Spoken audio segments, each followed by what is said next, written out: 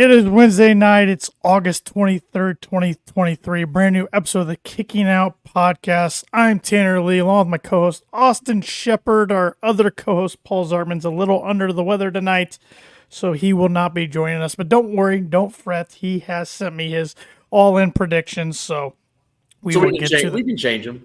We can do whatever we want with them. Paul's got some interesting ones, so we might not want to change them. All right, we're out. But thank you, everybody, for being patient with our little longer than usual intro tonight. Pro Wrestling World lost a true legend today in the passing of Terry Funk at the age of 79. Ship, I'm not saying this just because you're older than me, but you are probably more familiar with Terry Funk's in-ring work than I am. I mean, I know he competed in about every promotion you could think of. He's in the Hall of Fame, WCW, WWE. ECW doesn't have a Hall of Fame, but he'd be in that. I think he's in NWA, maybe. He wrestled all over the world. What are some of your fond memories of Terry Funk? So first of all, cheers to him. Absolutely. I don't normally drink beer, but I'll tell you why I'm going to drink a beer. So, if you remember a little documentary called Beyond the Mat. Yes, sir. Terry Funk was one of the guys they followed. And as they started that documentary following Terry, it was when he was called up by Paul Heyman to ECW. And one of the famous lines, and it could be in the first 10 minutes of the documentary, the first 10 minutes they aired Terry, was, "Paul, I'll come up there, but I'm going to break your ass." Meaning the money. And he went up there and he led ECW through their first pay-per-view. And Paul's been quoted saying it on numerous docs. I think he might even have said it in that doc. There would be no ECW if there was no Terry Funk. Right. So if you want to snowball that, and if we remember all the documentaries about ECW and WWF at the time, there'd be no Attitude Area without Terry Funk. That's a good point. That's the stuff. That's the modern day stuff. That doesn't talk about what he did in the NWA in the territory days before ECW. Because when he went to ECW, let's be honest, he was past his prime. Sure. He was an older gentleman, but he would not quit. He would not quit. In that documentary, he had his last match at some fairgrounds, which was rare that all three brands at the time sent talent to do this farewell match. And when I say all three brands, ECW, obviously, WCW, and WWF at the time. In fact, he wrestled Bret Hart in the main event. And this is just a tidbit from that. There was one thing before that match Terry was worried about. I don't know if you watched that I've watched that documentary 100 times. One of my favorites. Yeah, I saw it actually all the way through about 2 years ago for the first time. It's really good. Terry was worried about one of the main sponsors making sure those guys had ringside seats. And if you remember, it was the Texas Chevy dealers. Me being a car dealer, breaking kayfabe, right? I sell cars. But he was worried about the Texas Chevy dealers, which obviously was comical to me. Yes. Want to make sure those guys had good seats.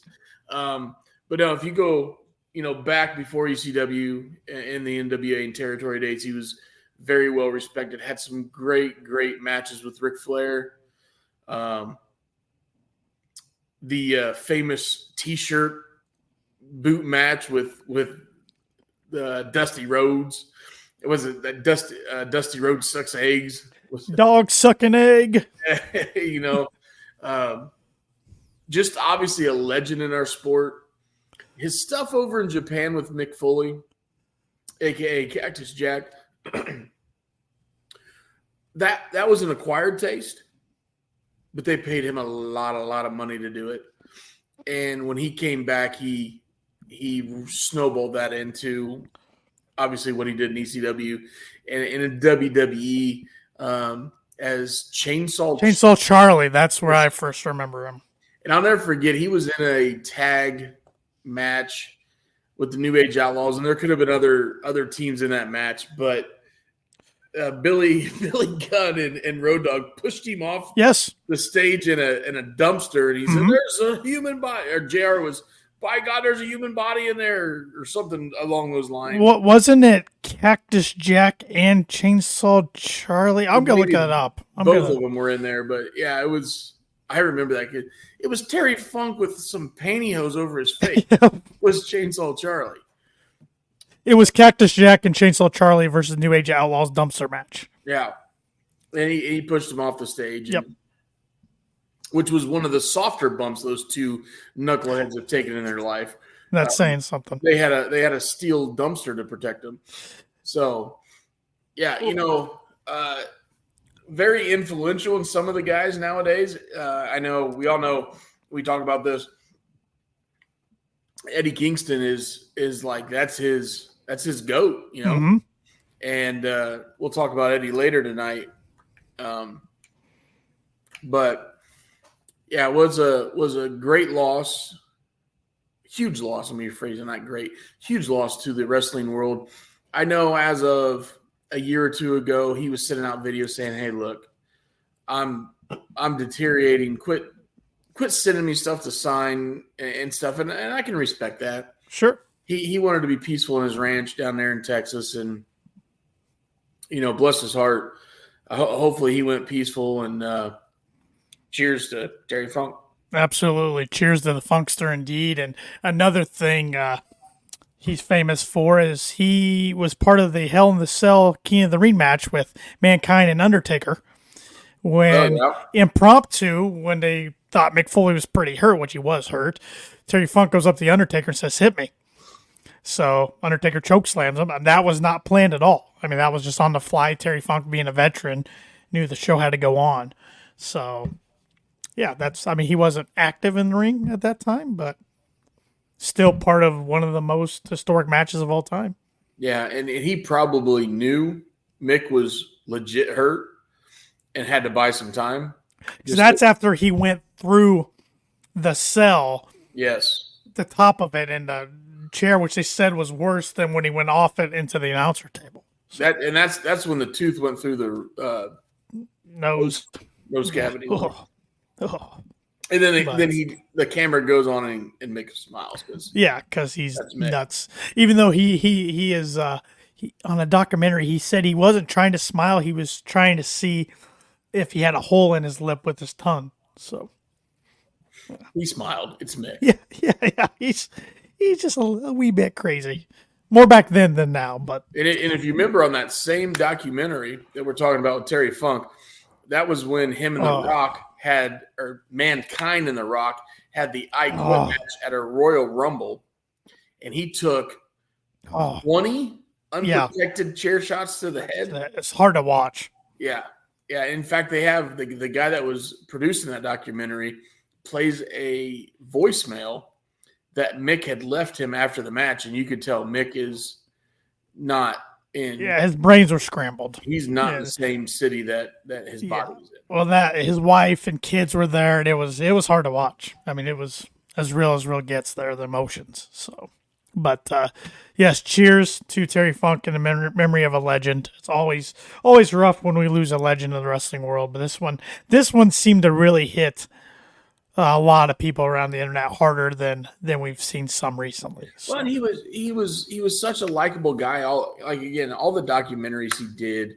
How could you not like the guy? He loved to fight. He loved to bleed, but yet he'd love to go backstage and talk to everybody and drink a beer with his high pitched voice.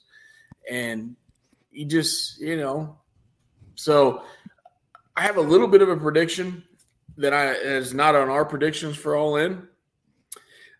And my prediction is during this stadium stampede, Eddie Kingston comes out with striped trunks.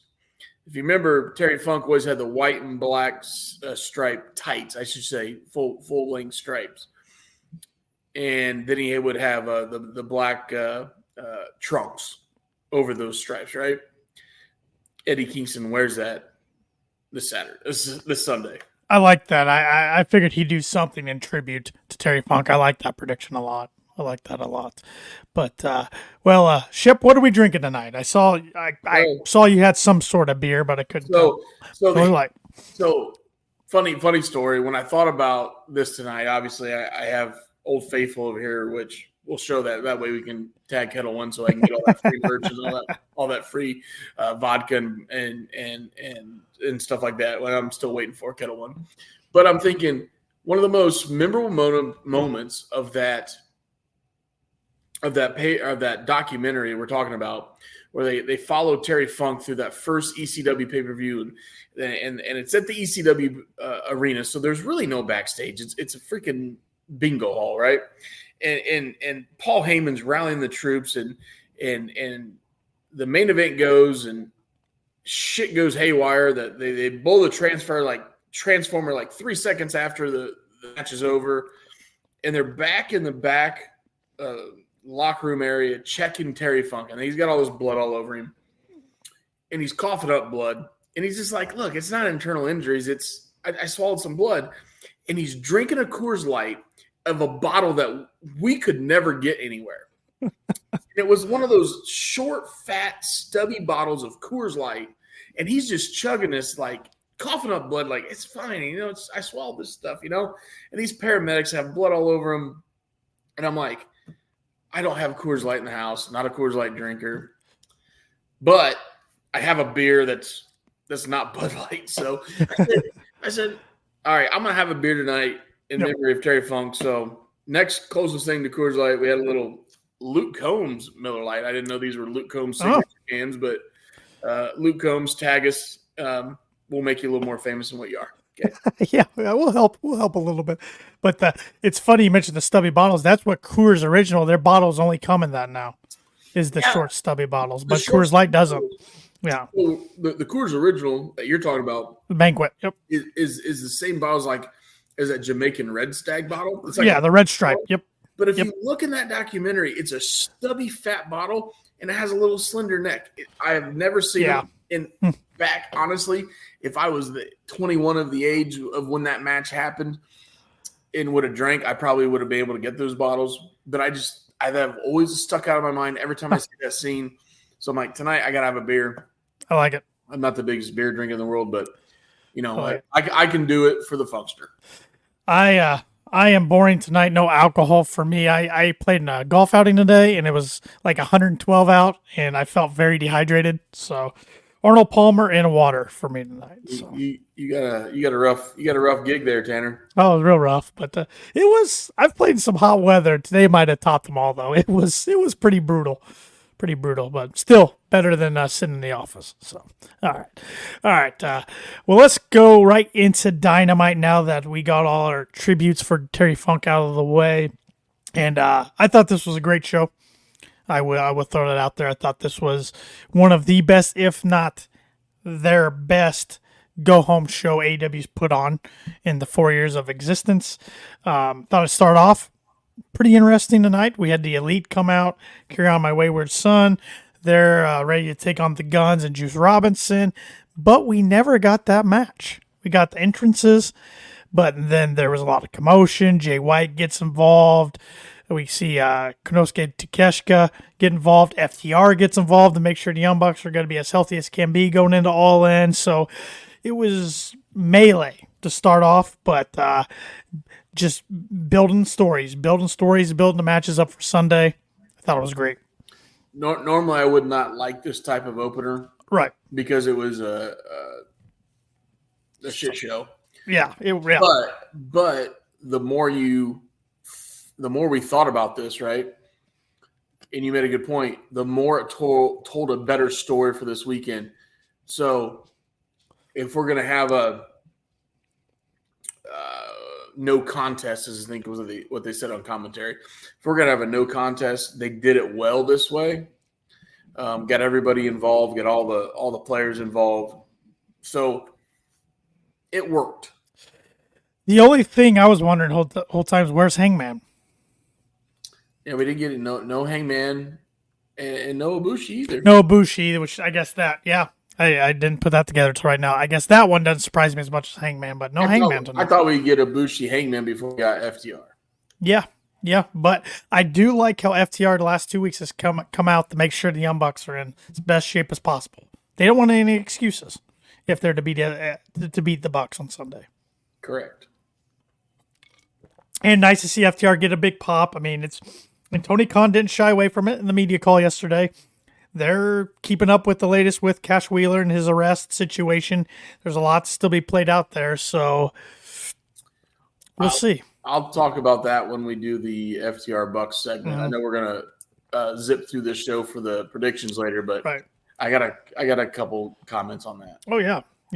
But always good to see FTR on TV. Even though it's interesting, they're supposed to be colliders and collision guys, but the last few weeks we see them on Dynamite. And same goes for Bullet Club Gold. So we're starting to see a lot of crossover, just not the Pepsi Phil here yet, at least. So he got a little bit of a boo when they brought his name up tonight. Yes, he did. We then see MJF shown backstage with Renee Paquette, who was a star of tonight's show. Renee was everywhere like she is always. He admits his trunks will be tight as he loves the idea of fans cheering for him. He wants the fans to get a pint, get pissed, and cheer on their favorite chav, he says. He promises he will buy everybody a pint if they do. However, he does admit to feeling pressure for the Sunday as it doesn't happen without the people who paved the road prior. He lists Hogan, Cena, Triple H, Undertaker.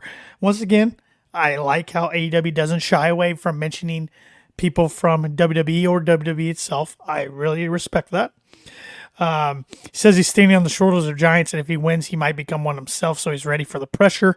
MJF says he's never had a genuine friend before, and Adam Cole has made him a better person. He taught him how he could trust and let his guard down. He calls Cole a brother. He says the brothers push and fight each other, but they hug it out. He asks fans to be vulnerable with them, and he promises they will be rewarded as he is their scumbag.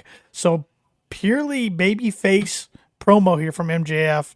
And one thing I forgot to mention in the notes, Renee was showing different highlights of him and Cole's relationship. In different moments, it looked like MJF was going to turn, and he had to kind of respond to those. So I thought it was really well done.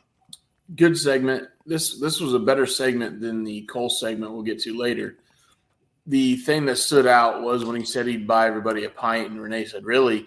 He leaned in and says, "No, I'm going to have that Mark Tony Khan do it." Oh, cut that out. That stuff that he always says, that stuff about Tony Khan, all started back when his contract gimmick came up, and he's going to ride that through this year into next year, which I love. Mm-hmm. So at points you're thinking, he's going to be heel. Coming out of this promo, he wants you, AEW wants you to think that he's going to come out as the monster face. And then, I mean, we might as well go right into I know we're going to skip ahead, but you might as well go into the Cole segment. Yeah. He gets frustrated with the video package and doesn't want to talk. Yeah, let me find the notes for that here. I love that I can just completely get you off of Yeah, that's okay. itinerary. That's okay. I gotta find it here. Well, we also saw Renee with Roderick Strong in the Kingdom too, and they said at the end of the night we'll see who the real MGF is and the real Adam Cole is, which is interesting. All right, where are my notes for this segment? Here we go. Okay, yeah, same kind of similar to her sit down interview with MJF, showing moments with Cole and MJF, but moments that looked like Cole was going to turn his back on MJF. But before that, Cole says he thanks MJF for reminding him who the real Adam Cole is, and he'll love him forever for doing that. He says he got into wrestling to be the best wrestler, and the AEW World Championship solidifies that, which is why he needs to win the match, and he will. Then he sees footage of issues he's had with MJF, but he says he's done. He questions why people find out so hard that they can be friends. There are no issues between him and Max. It's pretty short and sweet compared to Max's. Different side of Cole. A little frustrated, passionate, little heelish vibes. A little heated. Yep. Mm-hmm. I mean, unless Tony Khan wants to throw you the biggest swerve in the world, right? Mm-hmm. I mean, he's built this up where he wants MJF to be the biggest jerk, but yet the biggest pop. And Right. I think we can see that. I think that can work. I think that really could work as maybe the biggest guy in professional wrestling. And I'm not saying he can overtake Roman Reigns, but Roman Reigns right now is strictly a heel. Right. Not that he doesn't get an okay pop, because people are excited to see him. Right. But he is a strict heel. How could you have a guy get a massive pop, like roof-blowing pop, but still come out, insult the crowd, and get cheered? I don't know if we've seen that in a while. Yeah, I'm just so. I mean, this story has been one of the best stories AEW's ever told, because I see this could go in so many different directions. I want to believe that MJF is babyface and ready for it, but I'm watching tonight. My wife was watching with me. I'm like, I feel like he's gonna stab us all in the back on Sunday. Like, I don't know. I'm so conflicted, and yet, I think it was yesterday. It was live yesterday, but the podcast came out today. He was on Busted Open for an exclusive town hall. He sits down with LaGreca, pure baby face, explains the story, how he got into wrestling. I mean, just a whole different side of him than we've seen in his previous engagements with Busted Open. It's just, I don't know. I can see this going in so many different directions, and the Kingdom and Roderick Strong. How are they going to get involved? If so, how? It's all very compelling. It's worth the buy for Sunday. It is, and you look at the Kingdom and Strong. If they get involved, it has to be on Cole's part. You cannot. If you want to put a rocket behind Max, which Max has darn near got one already, yeah, you can't involve those guys with him. No, and they tried that with the Pinnacle, and it didn't work. Yeah, let me rephrase it. You could not put him back into a faction. No, I agree. He's too strong to be in that. He's got to be on his own. I agree. I mean, they could technically cost Cole without MJF being involved, or they could help Cole, and Cole does whatever it takes to win. Cole could turn heel. This face run right now is the first face run we've seen out of Adam Cole in many years. There's just. I'll save the rest for my predictions. I'm trying not to give away my prediction, but it's just very compelling. I think it's a great story they've told the last few months, and like personally, selfishly, I want these two guys to keep being friends for a couple more months, but I don't know. Well, there's a lot to play out on Sunday, so. We then got a pretty good match, in my opinion. Jon Moxley and Rey Fenix. You and I, we don't hide the fact that we read the dirt sheets, and it was announced on the Fightful Select. I think it was yesterday after the All-In media call with Tony Khan that Tony Khan said there was going to be some changes to the card. It came out that Rey Fenix having some visa issues, so he was not going to be able to be at All-In on Sunday, unfortunately. But Tony made it sound like he was got to figure out a way to make it make sense in the story, and he certainly did tonight with this match. Phoenix against Moxley, like I said. I didn't realize Moxley's record until tonight was 72-9 in AEW. That's a pretty damn good record. Pretty good. This was a fun match. It had a couple close calls where I thought Phoenix was going to pick up the win, and I thought that'd be fitting too. Maybe he gets the win, then gets beat down afterwards. But in the end, Moxley got the win after a nasty avalanche death rider from the top rope. But Phoenix kicked out immediately from that, and then Moxley got a sleeper hold in to gain a submission victory. Then the rest of Blackpool Combat Club showed up with crowbars in hand. Phoenix's partners tried to appear, but returning Ortiz comes out of nowhere and blocks them. Then Santana, returning for the first time in over a year, tore his knee up at Blood and Guts last year. Comes out to jacked. He's had a lot of muscle. Comes out to a big pop from the crowd. Then he starts attacking Kingston and Penta, and so does Ortiz. And then Phoenix gets dropped by a crowbar and has to be stretchered out. So what they did, that's the way to get Phoenix out of this match. It was supposed to be a 6-on-6 match with 3 surprise partners for the BCC, but now it is a 5-on-5 match. So it's Chuck Taylor, Trent, Orange Cassidy, Eddie Kingston, and Penta versus BCC, Wheeler Yuta, John Moxley, Claudio Castagnoli, and Proud and Powerful, Ortiz and Santana. So, which I like it. Up until last week, when they were talking about his return, they still said there was some personal beef between Santana and Ortiz. Yep. And even one guy said, "Yeah, it's something they could work out." So I think Conan said that. I think, and obviously they did, because they realized that they could be put on one of the biggest cards of all time. Yep.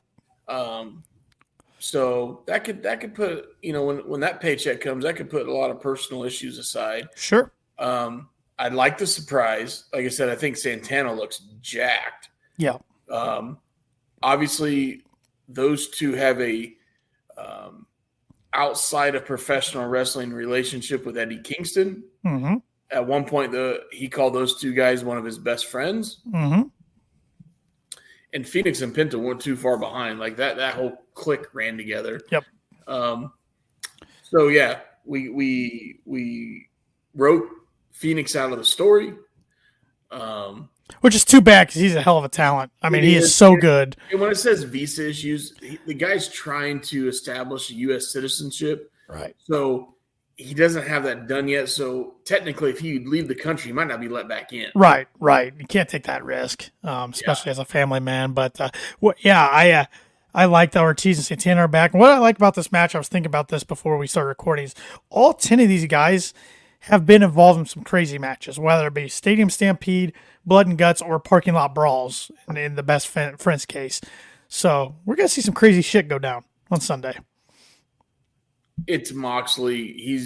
It's Moxley and Phoenix with Kingston to boot, or not Phoenix, Penta. Yeah. So the high spots will be stupid. I'm still curious how they're going to do this logistically. It's going to be interesting. There's nowhere to pre-tape. I mean, I'm guessing the concourse is pretty damn big in a huge soccer venue like this, but yeah, I don't know. We got a question here on YouTube from Darby Allen fan. Wembley Stadium is going to be nuts this Sunday. Do you agree, the Shep? I think the crowd will be hot. Yes. Now, thinking of Stadium Stampede and being a soccer arena, there's got to be a practice field somewhere close. You would think. Like the NFL teams have those fields. So I could see it starting there and trickling their way back in. Maybe, Eddie Kingston coming down the ramp with gasoline and blood all over his shirt. We've seen that before, right? Yep. But, yeah, match took an interesting toll tonight. Yeah, it did. When he was saying he thought he could make up for the issues, and then there's another match that got changed tonight. The issues with some guys not being able to make it and make the card better. I was kind of skeptical, but in the case of Stadium Stampede, I think if Phoenix has to be out, that this is a fine substitution. Yeah. So I still wondered to myself who the third surprise was going to be on BCC side. If Santana and Ortiz were going to be two of the three the whole time, who's the guy who got scrapped? I don't know. Yeah, it probably changed 100 different times with Phoenix of late getting scrapped. Yeah. So, yeah. Tony's used to rolling with the punches at this time. I mean, Bryan Danielson was supposed to be a huge part of the show originally, and then he broke his arm at Forbidden Door. So, and Pac and Hayter, Jamie Hayter, were supposed to be big parts of the show. They're both injured, so just gotta, the wrestling business doesn't stop for anybody. So you gotta make do with what you got. Drinks 47 pots of coffee and gets 2 hours of sleep a night. Yeah, you're probably right. So we then see Renee Paquette again. I told you she's the MVP of the Tonight Show. She's shown with Sammy Guevara and other members of the JAS, or what used to be the JAS. They point out that Chris Jericho did say yes to Callis last week. Guevara says Jericho's blinded by friendship, and when your friends are in the wrong, you have to have their back. Angelo Parker says he doesn't want Guevara to make the same mistake, as he wonders if Jericho will be there for him. It's some interesting stuff. I think there's some seeds being planted here for All Out. Yeah. Yeah, I think we're getting Sammy and Jericho all out. I think something happened Sunday to make that happen. Speaking of Jericho, we got the Will Ospreay and Chris Jericho contract signing tonight, right after the backstage interview. Ospreay and Callis head to the ring. Jericho and Guevara come out to the ring. Callis says he did what he did because of Ospreay. He realized the only thing better for him than having Jericho and the Don Callis family was by ending his career. So he had to make an offer to Ospreay that nobody else could, and the clincher was offering Jericho's head on a platter at Wembley. Callis points out Jericho nearly died in England previously, and this Sunday he'll be ringside to make sure that happens. Ospreay then questions if Jericho's taking this seriously or if it's a vanity project to say his band played at Wembley Stadium, because Jericho's band Fozzy is playing Jericho in, which I get why Jericho wants to do that for his band, but at the same time I feel like that's going to drown out the crowd's singing of Judas a little bit, so kind of bummed about that, but I get why he's doing it. Ospreay said this match is going to change his life, and he's trying to get as much money as possible to help his stepchild go through school, which I thought that was interesting. I didn't even know Ospreay was married, to be honest. I remember the Renee Paquette podcast he did. Mm-hmm. It's probably been close to a year now, because that was back when he was talking in the Japan lockdowns where Japan fans couldn't cheer. And I mean, that podcast was awesome. He was real, and he talked about his missus, as he calls her, and her having a child, and how he's basically raising the child and being the father. So, great stuff from Ospreay. Oh yeah, I mean, yeah. The more I watch him over the last, and it's been probably about a year and a half. I mean, the guy is just unbelievable, and I think he's the best wrestler in the world. Well, that's hard to argue. Yeah, but tonight, in the way he talks, and I don't know if it's just with his accent on top of it. God, could you imagine him and MJF talking back and forth? You got to put him in the top 10. Might be loose, but top 5 talkers right now on the mic. Yeah. Let alone what he can do in the ring. Yep, and he brings up that his contract with New Japan comes up in 6 months, and who won't pay millions for him because he knows he's the best wrestler in the world. Which he told on himself here, because he's always been a big pro New Japan, right? Because New Japan works around his schedule being in Europe. Yep. So he has talked about how much he loves New Japan. He loves the front office. Not saying that he wouldn't try something else for a different paycheck, but that's a little bit of a tidbit that maybe that somebody doesn't follow him as closely. I mean, I would love to see him all elite, but in the end, I think he will re-sign with New Japan, which I think is the best consolation prize for AEW fans, because with their working relationship between New Japan and AEW, we can still see him over in the States a couple times a year. Yep, and also too, not saying that they wouldn't offer him stupid money because they have it. But I'm pretty sure, I'd have to re-listen to that podcast, but I'm pretty sure he said he would never do Stanford because of the schedule. I believe you're right. And he's been on record saying he doesn't want to live in the States. He's not a fan of big cities. So, yeah. But I thought Jericho was strong on the mic too tonight. I'm worried if he can keep up Sunday, but I will say Jericho tells good stories. So Jericho congratulated Ospreay on what he's accomplished, but points out he wouldn't have done that without him. He called Ospreay 5 years ago and told him to tone things down to have the longevity, because he knew what Ospreay would be before anyone. Jericho points out that this match has been in the works for years, and this is the biggest show of his career, bigger than any WrestleMania, any Tokyo Dome, anything. It means more to him than anything else, as he's coming at it from the top of the mountain. He then tells Ospreay to prove it to him, tells him not to regret stopping him from being in a wheelchair. Ospreay then smacks the microphone out of Jericho's hand. Jericho then smacks Ospreay in the face so hard you can see a handprint on Ospreay's face, and they're pulled apart by security. As it was a bunch of extras, including the guy who played Leatherface last week. True, but there was one guy we missed. There was no Turbo. No Turbo. No Turbo, which no I Turbo think tonight. I think he shows up on Dynamite on Friday if I read the dirt sheets correctly. Rampage. Rampage, sorry. Rampage. Yeah. I Yeah, think he yeah. shows up Friday night. It was that's interesting too because they're taping Collision tonight too, I believe. Well, So Punk and the Bucks were in the same building tonight. You have to tape Collision tonight because Yes, there's no way you can do it logistically. right. I'm just saying with Punk and the Bucks in a same arena, that's not a pay-per-view. Kind of interesting.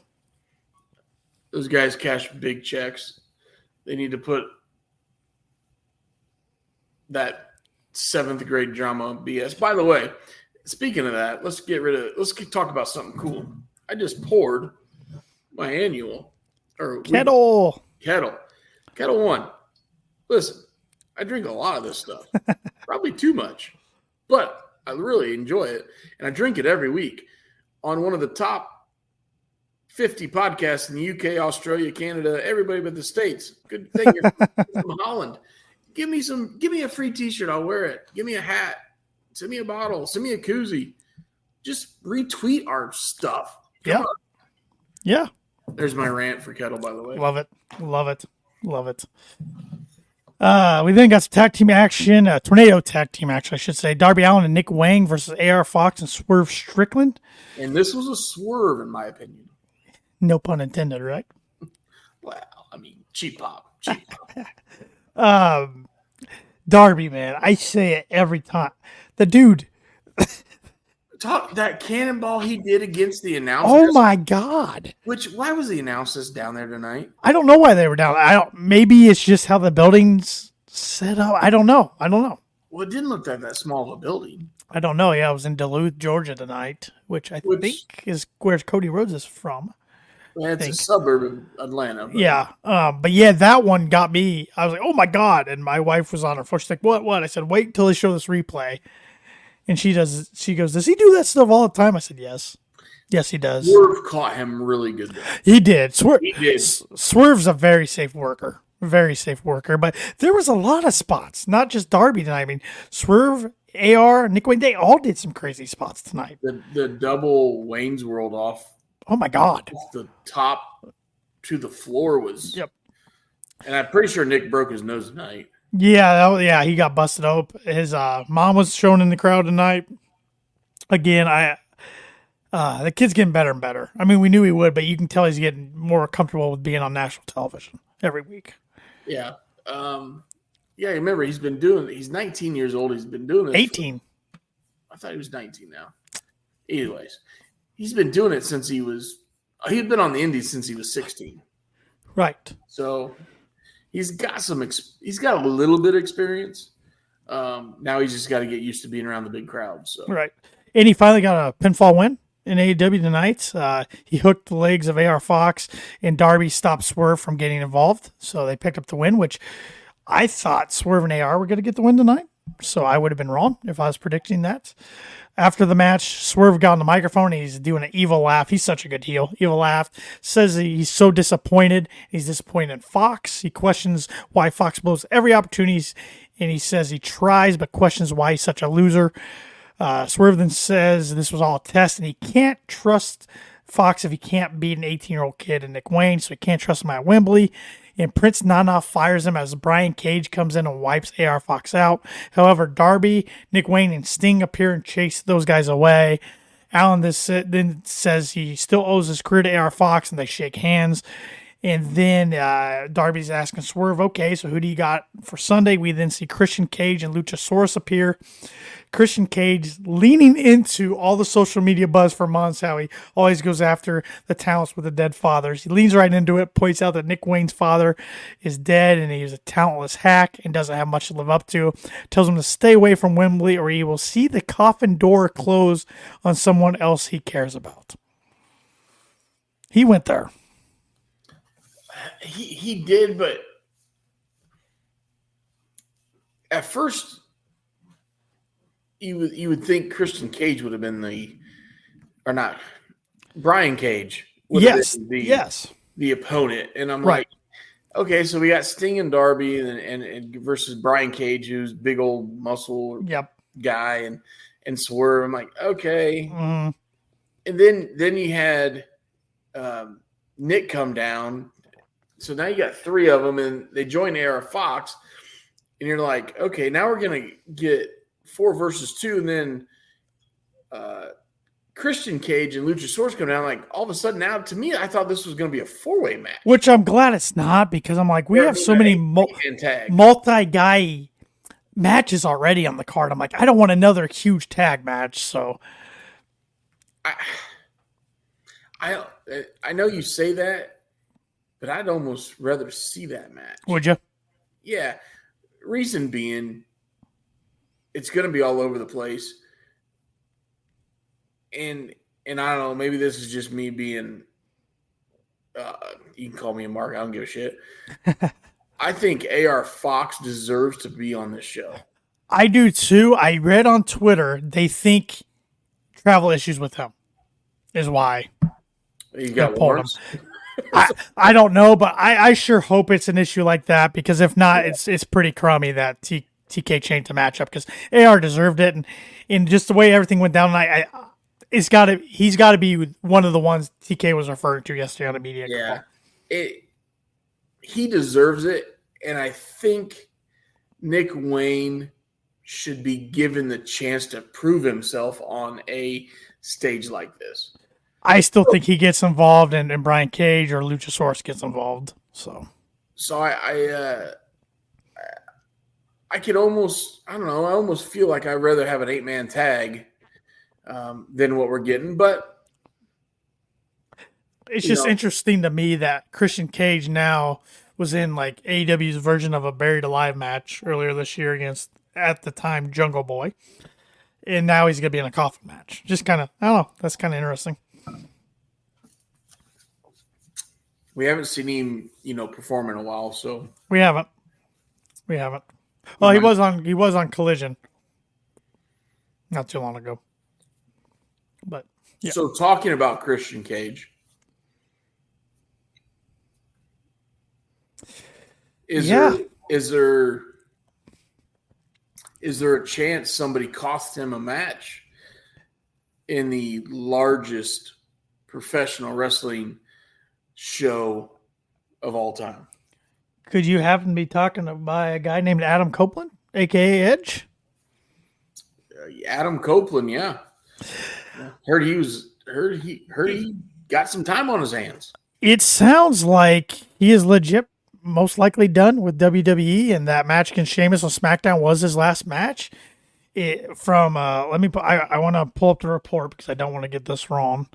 It was reported today by Pro Wrestling Torch, reported that Edge had approached WWE recently and presented them with a scenario that would lead to him re-signing with the promotion. It is unknown what Edge's requests were, but whatever it was, WWE would ultimately reject it. As a result, the promotion now believes that Edge will be AEW bound, and that they are aware of what Edge could make with the rival promotion. So, instead of getting your release being fired and having a 90-day non-compete clause, if you let your contract expire with Stanford, the next day you're free to do whatever the heck you want, correct? Correct. But here's where it gets interesting. And Edge is really good at blurring the truth, especially on social media. It's been reported that Edge has said that this was the last in-ring match on his contract, but his actual contract doesn't run out till the end of September. If that's the case, we won't see him in AEW until end of September or October. But, like I said, his contract could be done right now, and he could be just saying that and show up Sunday. So, if and when he does show up to AEW, if it's Sunday, if it's next Sunday at All Out, if it's later on in the year, Tony's got to pay up the money for Metalingus, right? It's one of the best wrestling themes of all time. You do, but he's got to go by Adam Copeland, right? Yes, he cannot go by Edge, but I think you have to have that theme song. I mean, that's so iconic. It is. And maybe his first song out is that song, just so everybody knows him. Yeah. And then you gotta introduce his own identity as Adam Copeland. But could you imagine if he does show up Sunday and to that song, that place would blow up? Well, correct. And it could take some wind out of it afterwards. I would hate to if that's the truth, I'd hate to be the guys that have to go on after him. Yep. Well, and Tony Khan has FU money, and he will throw FU money at Adam Copeland, aka Edge, just to say he's got Edge, Christian, and the Hardys under his umbrella. Yeah. So, if and when Edge does become all elite, I don't think it's going to be a 3-year deal or anything. It could probably just be a 1-year deal, and he has one last run, and maybe it's only 4 or 5 matches. But that'd be cool with me, just to see him in a different promotion, see him do some things either with or against Christian, maybe against the Hardys or some other veterans. There's a lot of young talent he might want to work with. Yeah,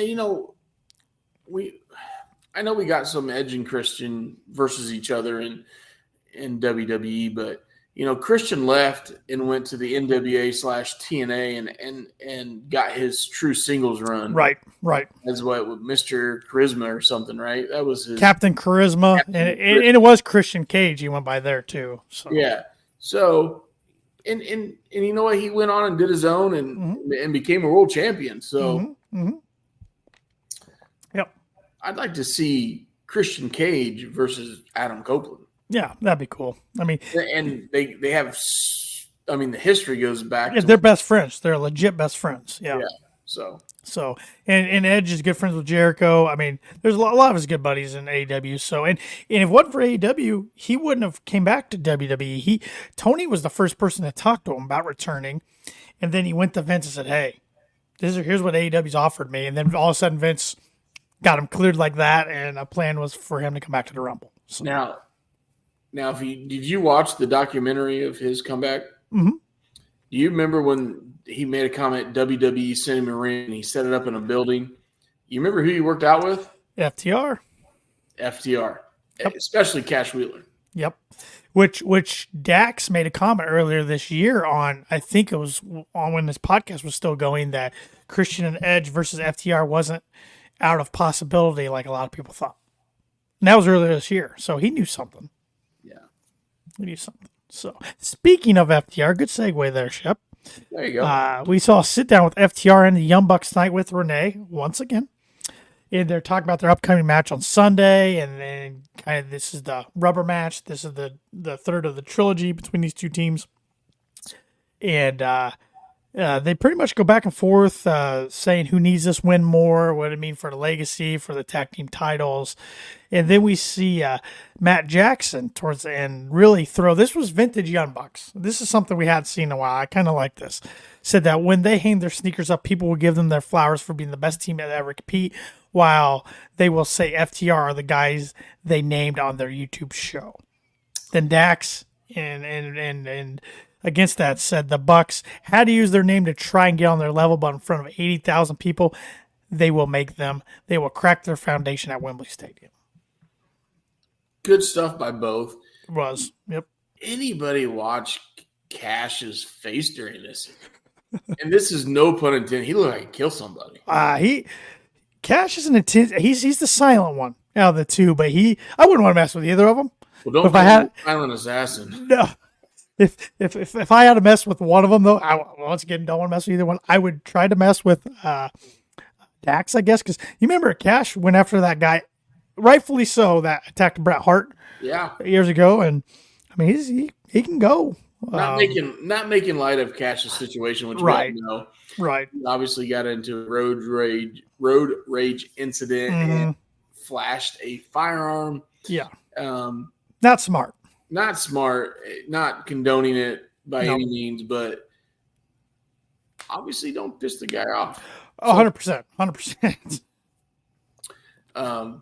Obviously, hopefully that doesn't affect. Obviously, leading in that everybody was questioned, and Tony took a lot of calls on his media call. Yes, he did. Questions on that media call about the situation, and Tony said, "Hey, look, we're monitoring closely, but it doesn't, as of right now, it doesn't look like it's going to affect All In London, because I'm guessing those guys are getting on a plane tonight, if not first thing." Yeah, they wouldn't have done tonight's segment if they had any worry about that match not happening on Sunday. Now, after Sunday, that's another question. I mean, we got to see how it plays out. Yeah. So it was. Now, hold on. It Yep, happened go in ahead. Florida, correct? It happened in Florida, and it happened in late July. But it sounds like now they couldn't get on record if Punk, Harwood, or Tony knew about it before this past weekend. But everybody else found out about it this past weekend, and were pretty shocked around AEW. Man, you think TK knows any prosecutors in Florida? Oh, I'm sure he does. I'm sure he knows some in every state, but especially Florida. Well, you think he knows a guy named DeSantis that could probably help him out? Yeah, very well. Okay. Yeah, I mean, DeSantis is kind of busy nowadays, but Yeah, he's got a campaign to run, but he can make a phone call. Yeah, he could make a phone call. It was 9:30 Eastern time at this time, so then we got the lone women's match tonight: Ruby Soho versus Sky Blue. Internet loves Sky Blue. IWC loves Sky Blue. She's getting better and better, but she has trouble picking up wins. Ruby Soho gets the win tonight after hitting the No Future and then Destination Unknown. Ruby Soho has made it clear she is going after Chris Statlander's TBS title, which I believe it went by so fast. The match previews tonight. If I'm not mistaken, I believe that match is at All Out. Did I see that correctly? Yes. Because so is Luchasaurus versus Darby Allin for the Correct. TNT title. Yes. Okay. So you got 2 matches for All Out already. Yep. And we'll get a bunch next Wednesday, I would presume. Yeah. Yep. Next Wednesday and maybe next Saturday at Collision, because all next week Chicago. Wednesday, Friday, Saturday, Sunday, Chicago. Next week. So still crazy to me that they're doing back-to-back pay-per-views, but a week apart. But hey, more power to them. We then got the main event tonight, which I understand from a story perspective why this was the main event, but of all the matches, it still kind of surprised me this was the main event. Aussie Open defending the ROH tag titles against Jeff and Matt Hardy. I thought this was a fine match. I thought this was Jeff's best AEW match, maybe throughout his short AEW run so far. It looked like he's finally getting his confidence back tonight. It is. I thought it was shorter than I thought, but it made everybody look good, and it got the point across. So, yep. Well, and I totally skipped over this part in my notes, so we'll get back to the main event in a second. But I forgot about this because they made a different entrance than usual. The Acclaimed came out without music or anything. They demand that House of Black come to the ring and fight. House of Black lights went out. They made their entrance. They started beating down the Acclaimed 3-on-2, and then Billy Gunn comes out to probably the biggest pop of the night, makes it 3-on-3. And he said, he was good with stepping away and everything, even though leaving his career and Anthony and Max was 2 of the hardest things he's ever done. He was fine with it until the House of Black attacked and hurt one of his kids and then destroyed his boots because they pissed on his career that he's built for 32 years, and he's ready for one more time at All In. He will take everything from the House of Black, and he said at All In, it's House of Black versus the Acclaimed, and not Daddy Ass. There's a badass coming to London. His name's Billy Gunn. I like this because he paused and he said, "Look, it's not going to be me. It's not going to be Daddy Ass." And you're thinking, all of a sudden, he gave you like 10, 15 seconds there. We're like, oh man, are we gonna get a debut? Are we gonna get somebody? And then all of a sudden he come back and he says, "This is gonna be the badass Billy Gunn," which I love that. Yep. I'm all for it. I was hoping we were gonna get this at All In. I thought they might save for All Out, but I'm glad we're getting it All In. I think these talents deserve it. They're all some of the better talents in the company. So. But yet now back to the main event, Aussie Open versus the Hardys. Aussie Open, they don't, as an act, they don't wow me, but they are solid in the ring. They are solid in the ring. Kyle Fletcher and Mark Davis are Two of the better ones. And glad Mark Davis healed up so fast because I thought that was going to kind of screw everything up when he got injured a couple months back. But in the end, Aussie Open is victorious, retaining the ROH tag titles after they hit a huge double team on Jeff. And then they dropped him down the mat. So Jeff took the pin tonight, which I was kind of surprised Matt didn't. After the match, Aussie Open claims they will still be the champs after Sunday, baby.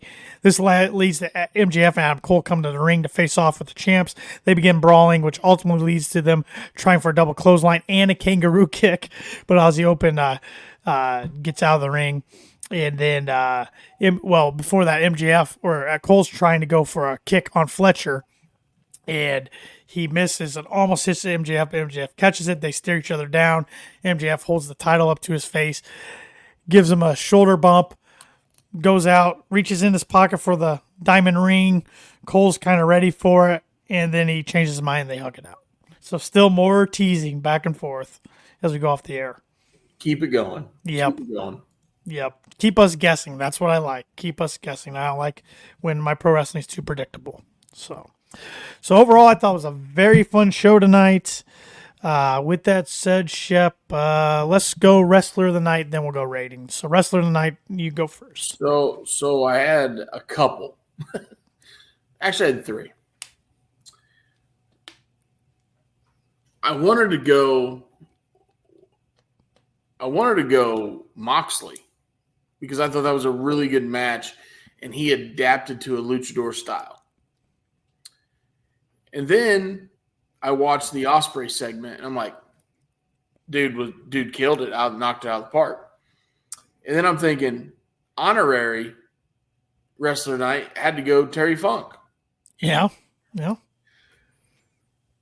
So here's what I'm going to do. I'm going to go nothing against Moxley and Phoenix. I thought it was a great match of two guys that you are contrasting styles. Mm-hmm. Like, it showed how adaptive Moxley could be to a luchador.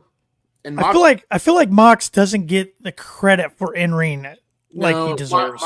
Moxley gets shit on. Yeah. Especially by your purist that he can't perform, and then you put him with an athletic performer like Phoenix, and we had a 10-minute entertaining match. Mm-hmm. So I'm going to make a change because we don't have written rules, right? No, we don't. We write them as we go. My honorary Wrestler of the Night, R.I.P. Terry Funk. My performer of the night is Will Ospreay. And I can't wait to see more of Will Ospreay. Yeah, place is going to go nuts for him Sunday. It's going to be awesome. I'm concerned that can Jericho keep up. But, hey, Jericho proves me wrong all the time at his age, so maybe he'll do it again. I like both your picks. I'm going to go Nick Wayne just because he got the roll-up victory, even though I thought Darby was a little more of the star in that match tonight, but I thought all four guys brought it in that match. It was a match, at first I'm like, okay, this will be good, but why are we doing this with three of the four guys we're going to get on the pay-per-view on Sunday? But then it all made sense in the end. So, yes, I will go Nick Wayne. Now for your rating tonight, which Paul never gave me a rating. He gave me predictions, but never gave me a rating tonight. Yeah, it's because Paul's Paul. Great show. Love the storytelling, the escalation that we're getting towards this weekend. I would think if you had a handful of people on the fence whether they're going to spend their hard-earned money on this pay-per-view, after watching this show, they're spending their money. Mm-hmm. With that being said, one of my higher ratings, and maybe it's because it's leading into an all-time pay-per-view, but I'm going 8.7. Ooh, 8.7. That might be your highest. I think it is. Yeah, that's pretty sure it is. Yeah, like I stated in the opening, I thought this was one of the better, if not AEW's best go-home show, and they needed it. The build-up to All In got crapped on by a majority of the IWC, and I can see some of the points. Some of the stories haven't been given enough time to marinate, but thought they add some good wrinkles into some tonight, and And, they can't complain about the late edition match of the trios titles tonight because that story's been going on for months. So they can't do that. I really have no complaints. It wasn't high enough to get in the nines. I feel like it's got to be pretty much amazing to get in the nines for me. I'm going a little lower than you, but not by much. 8.5. 8.5, which I feel like is a really good score. So really enjoyed it. Really enjoyed it. Are you ready to get in predictions? I say we skip no Cody Rhodes segment this week. Yeah. The Cody Rhodes segment. I saw a little bit tidbit of it. Yeah, Monday didn't do much for me. And I think we're going to be pretty quiet with Cody until October, leading into Survivor Series. I agree. I think you're going to see him feuding with Judgment Day and dealing with those guys for the next month just to bide his time too. Yep, I agree with that. I did have to laugh tonight when I told my wife, because she didn't know who Will Ospreay was. I said, in my opinion, he's the best wrestler in the world. She goes, well, Cody Rhodes says he's the best wrestler in the world. Yeah. I said, yes, he did say that. And I said, Cody's very good, but I said, if I had to put those two up against each other in ring, I'm taking Will Ospreay. I mean, eventually we're going to get Ospreay Danielson, right? Oh, you got to. Eventually. I just hope Brian can stay healthy. That guy, man. I mean, that was a fluke incident. It was. And they said he's going to be there Sunday. So he just won't be wrestling. So. All right. Let's get into our predictions. Let me bring up some graphics here. Well, we got the buy-in match, the ROH Tag Team Title match. Aussie Open versus Better Than You, Baby, MJF, and Adam Cole. I will start off with Paul has Aussie Open for 2 points. Wow. Hold on, I'm getting my pen to work here. Paul, I like the pick, but I'm going to have to disagree with you, Paul. I'm going MJF, Adam Cole, baby, for 1. Wow. Okay. I am going with Aussie Open for 4. I don't know. I something's gonna happen in this match. I just can't see MJF and Adam Cole holding ROH titles. I think it escalates the story for the later in the night. Yes. For the main event. Yes, I do too, but I just hope. I don't think Tony would do this, especially in a buy-in, like a pre-show match. I hope we don't get like some sort of turn in that match. Well, think about it. What a smart move by Tony, where he gets the 2 main eventers to get on the buy-in match. Yeah, never been done before that I recall. And maybe he's thinking in his mind, if I get the 2 main events on the buy-in match, maybe I could pick up some pay-per-view buys. Yeah. Especially if those guys win the tag titles and realize they got to fight each other in a couple hours. Yep. Oh, well, shoot. I want to watch the free match. Now I'm going to spend $49.95. Yeah. He's a businessman. I just hope, and I always hope this for any performer, I hope neither one of them gets hurt. Could you imagine that? If one of them got hurt in that match and then I don't know what you do. I don't know how you pivot. I mean, hopefully we don't have to worry about that, but that would be my main concern. If you pivot, you have to pivot it into the CM Punk Joe match, which I still don't understand, but I'm glad you brought that up. That's the next one on the card for our predictions because it's for, like the graphic says, it's for the quote unquote real world championship. CM Punk, Samoa Joe. Which is the AEW championship with Punk with a spray painted X over it. Yes. Right over the E for Elite. So Paul has CM Punk for 3 confidence points. CM Punk for 3, huh, Paul? Yep. All right. What do you got? I have CM Punk for 9. Wow. I have CM Punk 4-9. I just don't see any way he loses this. To me, it's setting up for Punk versus either Cole or MJF next weekend at All Out for unification.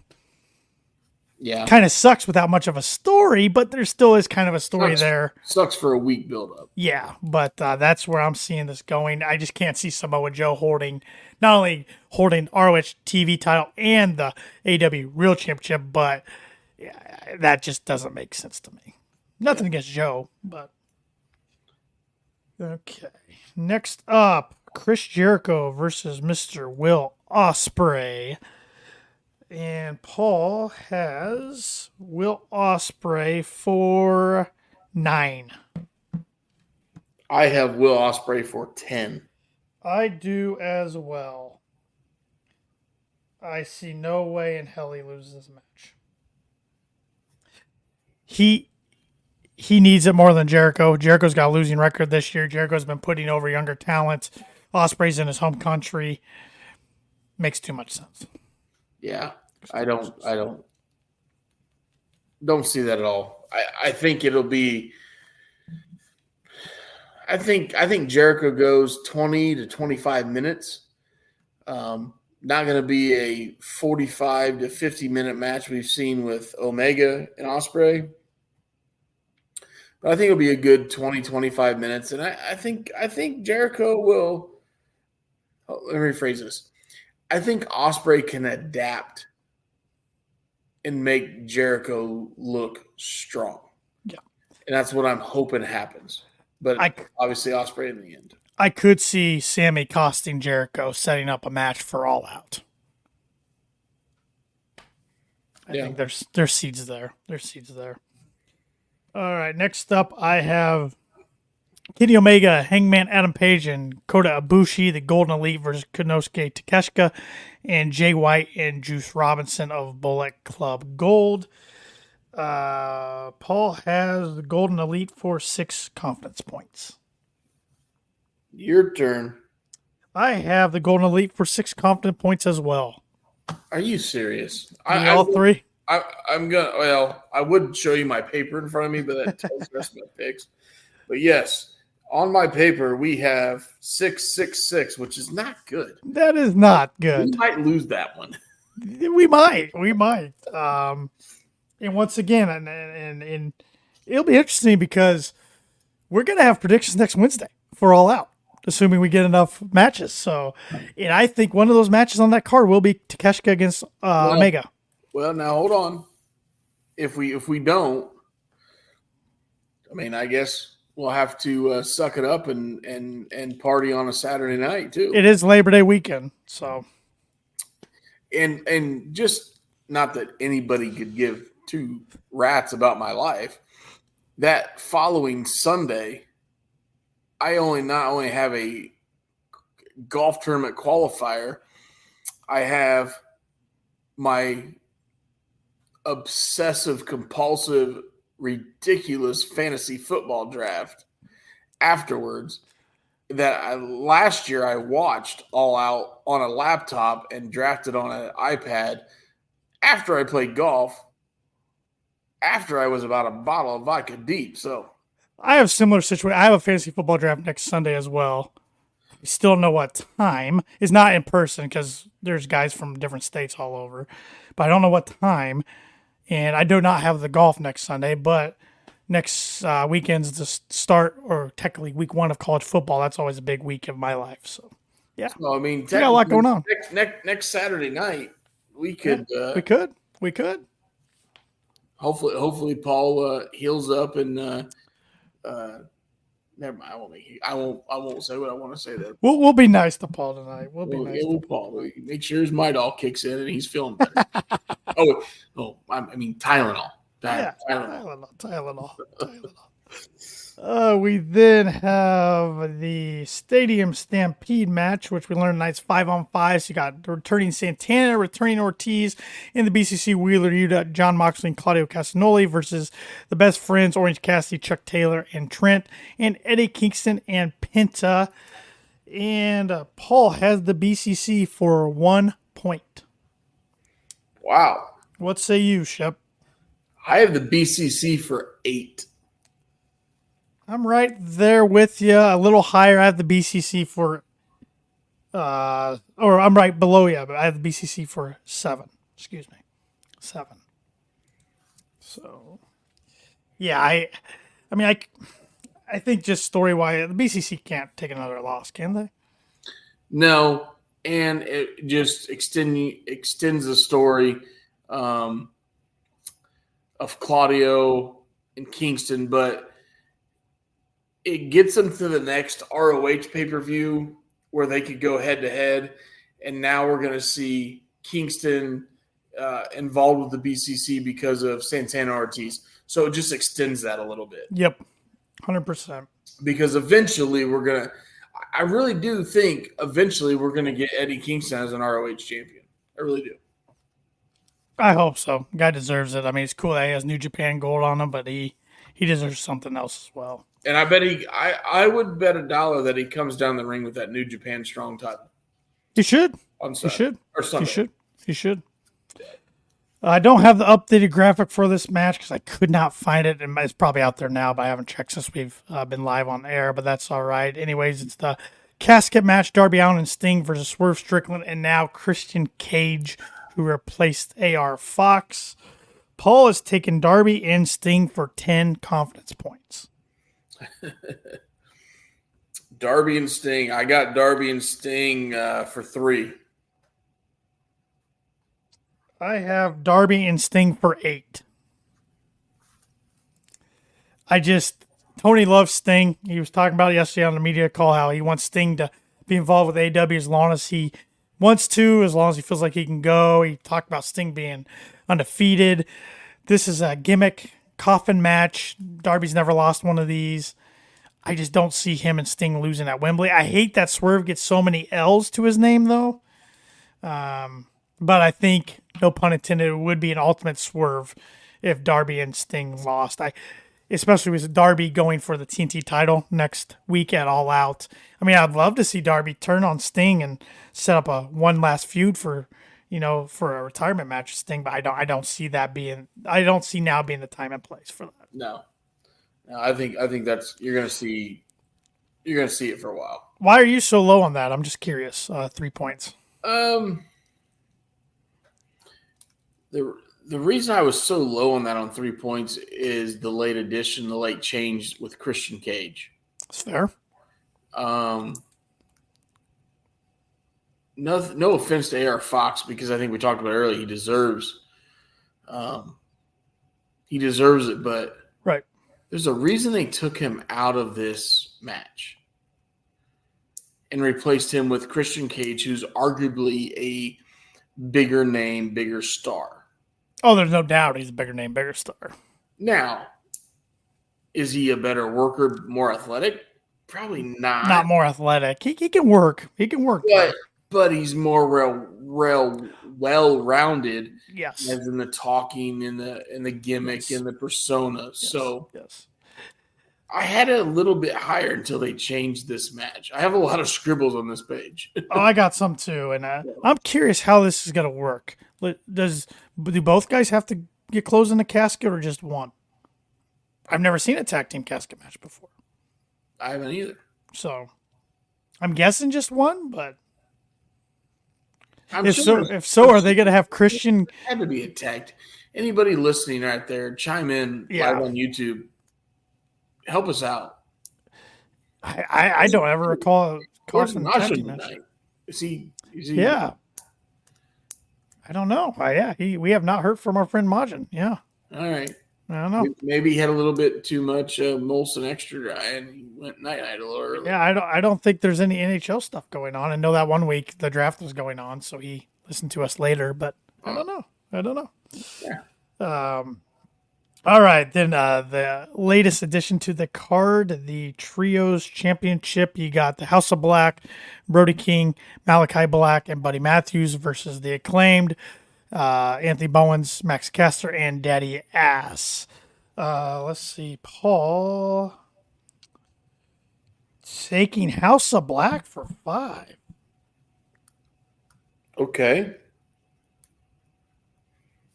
You want me to go on this one? Go for it. I am taking the Acclaimed and Daddy Ass for 5. I am taking the Acclaimed and Daddy Ass for 5. I mean, the House of Blacks had a hell of a run with the trios. I want to see gold on the Acclaimed. I think now's the time. Give Billy one last run. It sets perfectly with the story. The Wembley will go nuts. I think it's perfect. Yep. With the vignette of them smashing those boots or compacting those boots, and him coming back as the badass Billy Gunn. I think that, yeah. So, and it's time for the House of Black to move on. It is. I could see Alistair going on his own, obviously. I'd love all three of them to go on their own. Yeah, but I could also see Buddy Matthews and Brody. They make a hell of a tag team. They do. And now, we didn't really mention this earlier with Santana Ortiz come back. All of a sudden, the tag division started to get stronger again. Not that it was ever weak, but it needs to though. Yeah. Oh yes, it does need to. It does need to. So, yeah. I will say, if the House of Black somehow retains, that's definitely going to go in Paul's favor, because that was an eyebrow raiser to me by Paul with that one. Yeah, I got to be honest, because we've been pretty much on the same page until that one. Yep.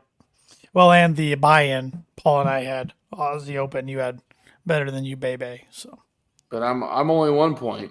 Yep. You don't have a lot on it. So this one could be interesting. This one's always interesting when it comes to predictions. That's the women's match.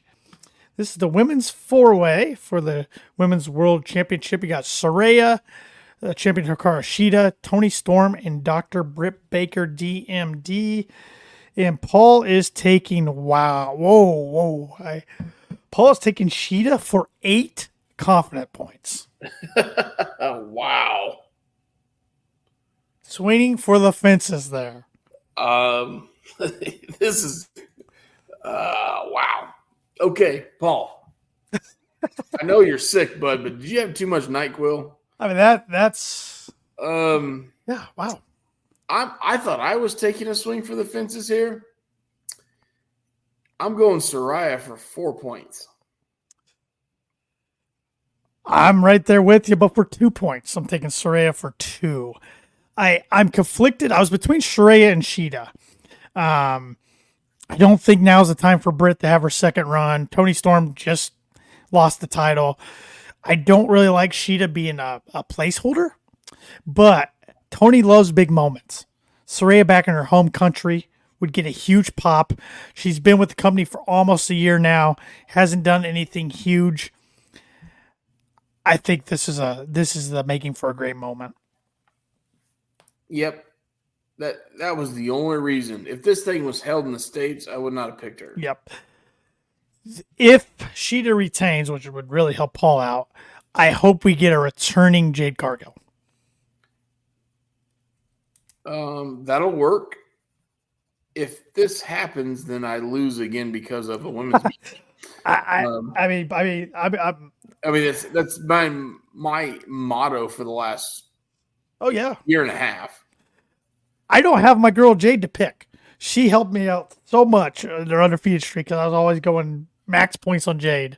So, I know we have one all buy-in match. Yes.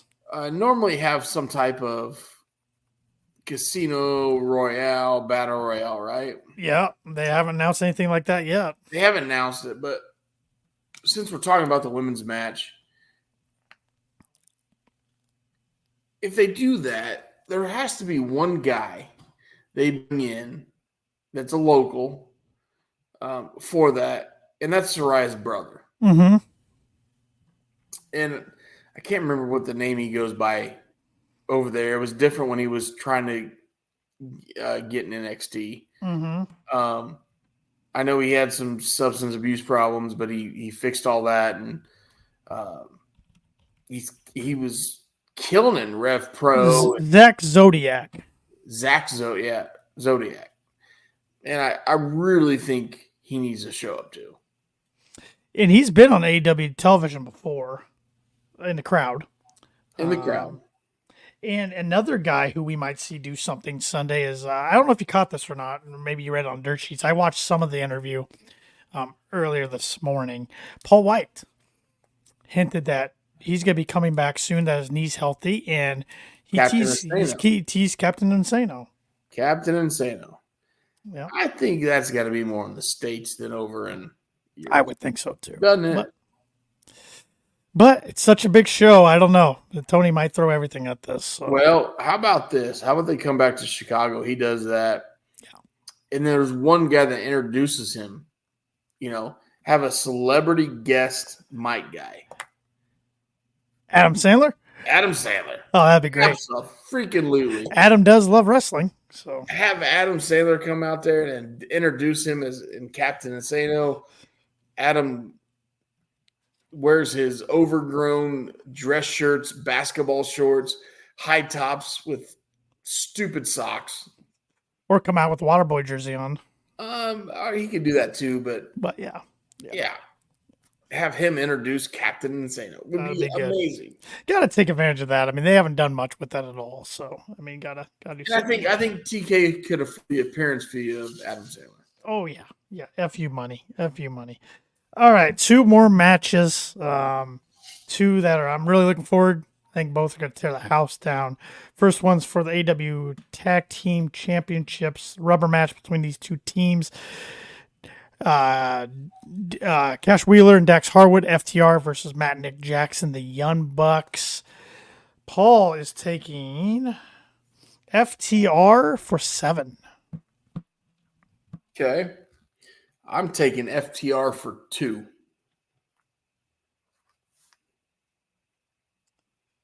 Well, this might be the decider. I'm taking the Young Bucks for 3. Changed my mind this week.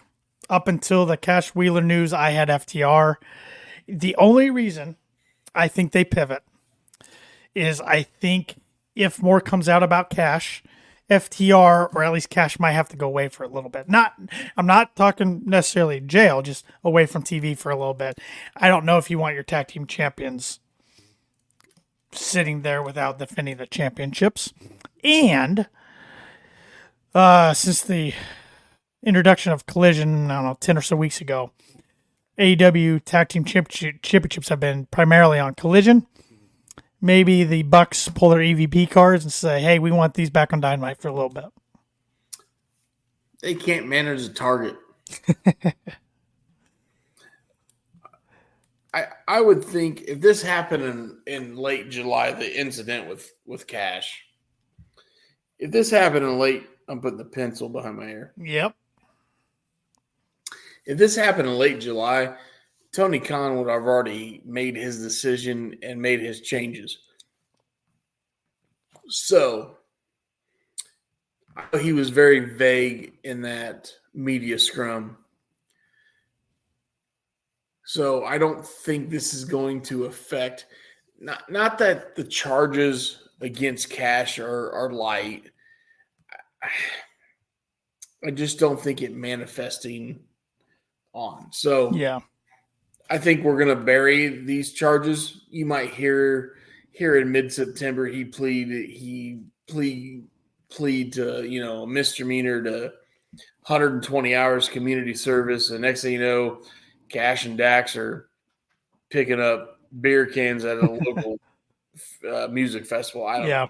Yeah. And if that happens, I hope they film it and they make a vignette out of it and they make $1 off of it. So I would love to be the fly on the wall when these teams are constructing this match, whereas as much as they do, they might call a lot of it on the fly.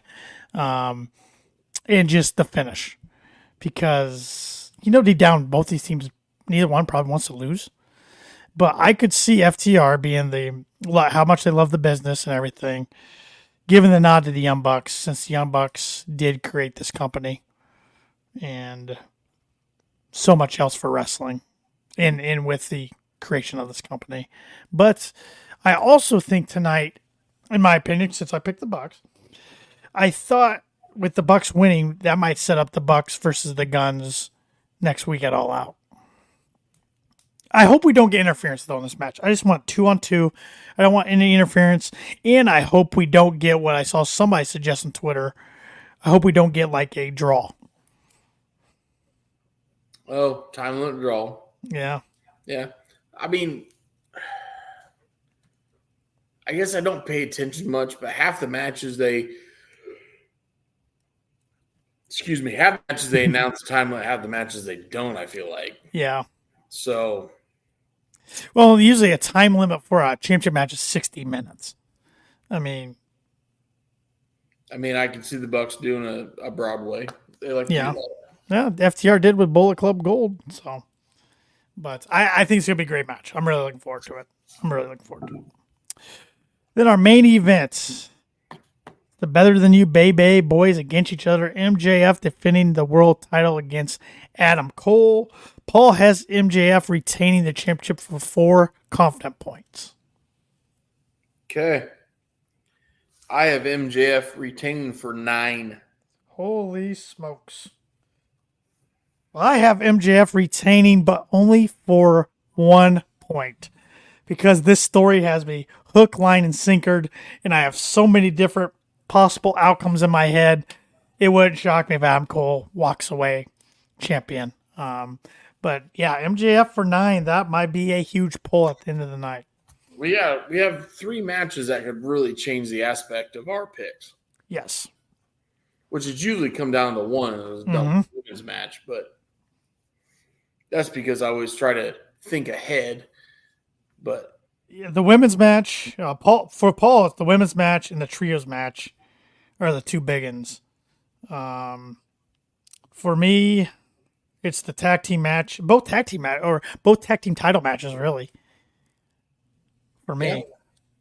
I mean, because we both agreed on MJF, but you have 9, I have 1, but still, I would get a point, I guess. Yeah, it's gonna be interesting. It's gonna be good stuff.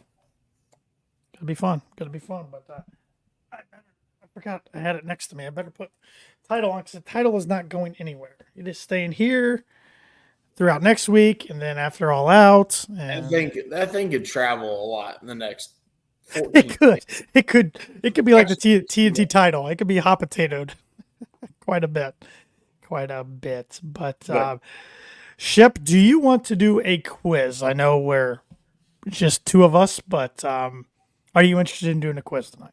What quiz you got? I'm gonna let you pick. Oh, geez. I was gonna get on the website and whatever pro wrestling quiz you want, I will look it up and see if they have it, and let you roll with it. So it's a dealer's choice.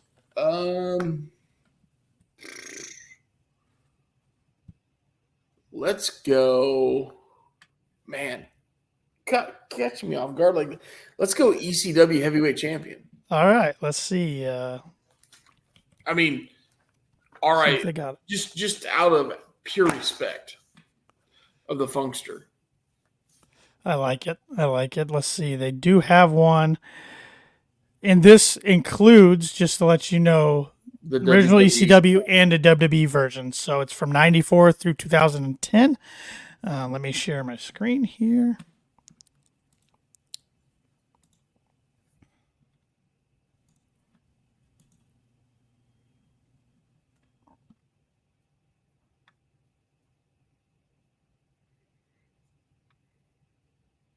See if I can zoom in the screen a little bit for you.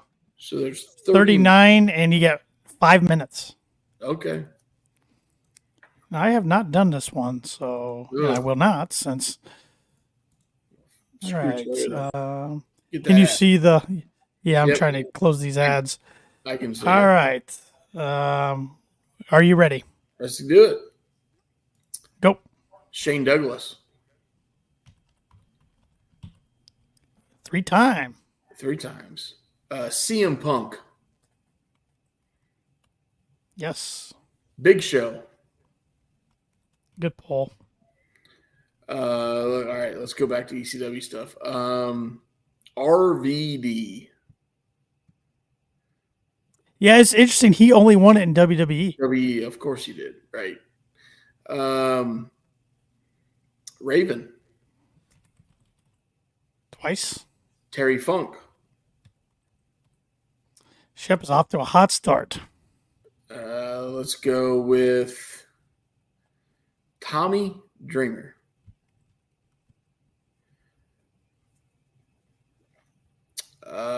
Drew McIntyre.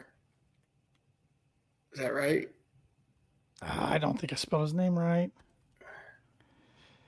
I don't think he won it, Shep. I thought he won it right before that 3MB days or whatever the hell it was.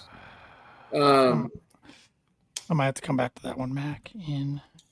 Gosh, I don't think I'm spelling it right. All right. Ric Flair. No.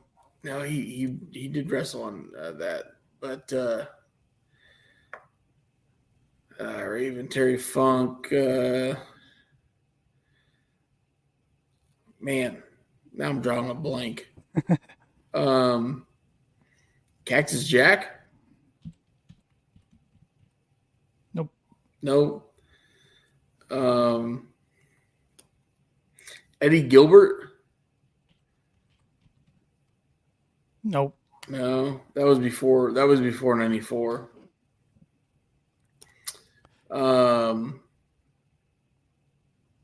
Oh God, why am I drawing such a blank? Oh.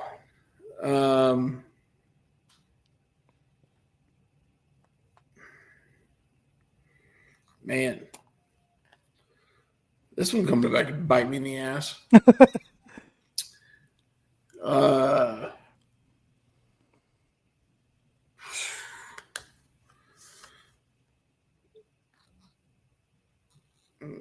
Sandman. There you go. Okay. That was a decent a decent pull. Yeah. So you still got a mix of ECW originals and new breed guys. So start throwing them out here. Steve Austin. No. Okay.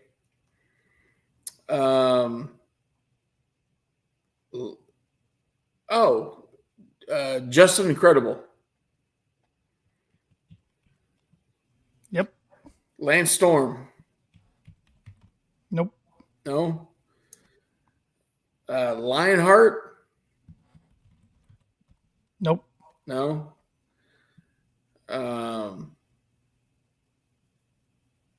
Mike Awesome. Taz. Well, I'm a dumbass. Taz. Yeah. I was waiting. Tajiri. No. No Tajiri. There's another ECW legend you're forgetting. Oh. He was just on TV at AEW. RVD had legendary matches with him. Yep. RVD and what the you know when you put yourself on spot. It's I know. Jerry Lynn. Well, he wasn't who I thought of, but yes, there was a different one that I was talking about. Well, Batista? Did he go there? No. God, 95, 97. 25 seconds. Better just start throwing names out.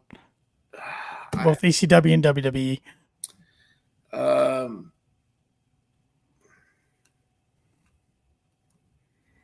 Man, I got nothing. I'm disappointed, Shep. I thought you'd do good on this one. I thought I would too. 21 out of 39. Mikey Whipwreck, Sabu. That's the one I was trying to get. That's the one. Bam Bam Bigelow, Masada Tanaka, Steve Corino, Rhino, Bobby Lashley, Mr. McMahon, Johnny Nitro, Chavo Guerrero, Kane, Mark Henry, Matt Hardy, Jack Swagger, Christian, Ezekiel Jackson.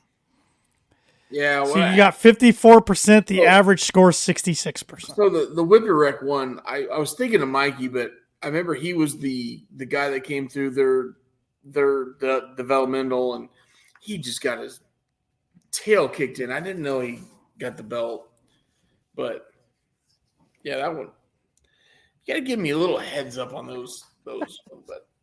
Eh, that's all right. That's all right. For the last 2 days, I've been focusing on these picks to take that damn belt off your shoulders. So. And I will go out on a limb. I bet your 54% is better than Paul would have done. Yeah. But Paul might have done well in the WWE version of ECW.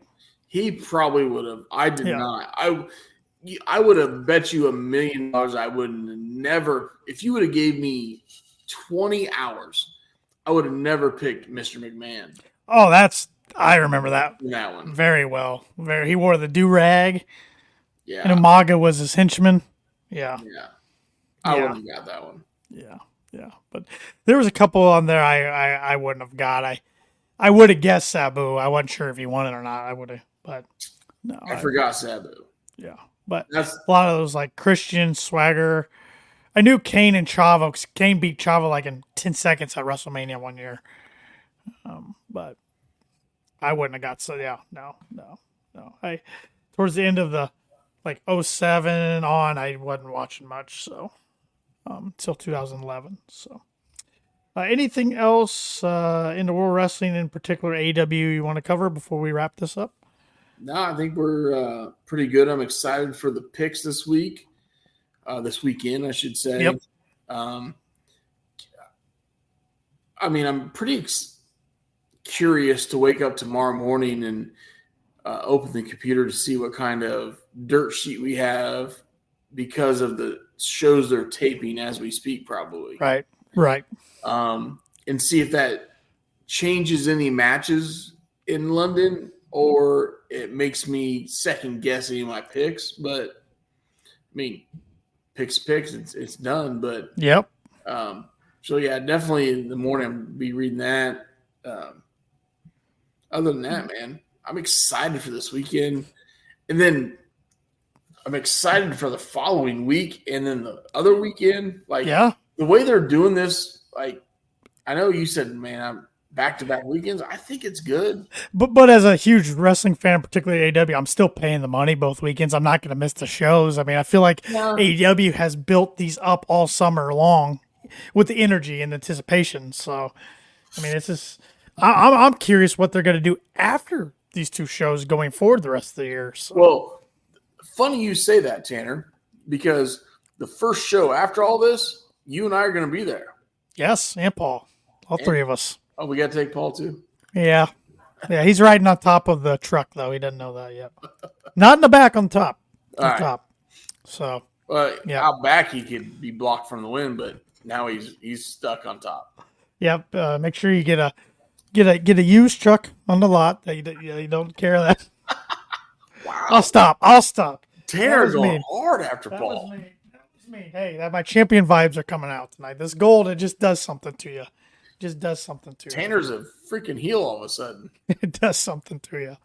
So, but anyway, actually the first show after All Out is in Indianapolis, Indiana, and the three of us will be down there. Which last year we went. It was the first show after Full Gear. The year before I went, it was the Go Home show for Full Gear. So I'm glad it's a little earlier this year. Not as cold weather. That's right, because we had to park kind of far away. Yeah, in November. A little chilly in the Midwest here. But I just hope it's not this temperature next week or not 2 weeks from now. So. The big thing is maybe we can go early and tailgate. Hey. I like the tailgate. Oh, I'm always down to tailgate. Yeah. Down tailgate. So Paul's got to drive home. That's true. Because he's gonna lose. He's gonna lose both predictions anyway. So he's got to drive home. Yeah, he is going to lose both predictions. Because So if I lose both predictions, I'm still not driving home. I'm still. Fair enough. You earned the right. So. All right. That's going to do it for this week's episode of the Kicking Out Podcast. Follow us on all social media platforms. Give us a like, subscribe. We're at Kicking Out Pod on all of those. If you want to follow KOP Predictions Champion, follow at TannerLee92. You can follow Shep at TheShep27. You can follow Paul at PaulZartman921. Don't forget, KickingOutShop.com. Get yourself some merchandise. Code ALLIN for free shipping on all orders through September 10th. For Tanner Lee, got Austin Shepard and missing Paul Zartman. Join us next week as we kick out yet another podcast.